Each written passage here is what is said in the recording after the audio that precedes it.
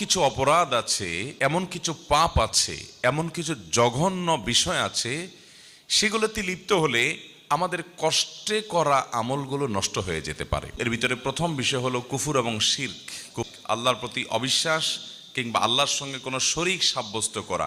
দ্বিতীয় বিষয়টি হলো রিয়া বা লৌকিকতা, মানুষ দেখানো কাজ করা। নাম্বার 3, হাসাদ বা হিংসা, অন্যের ভালো দেখতে পারেন না।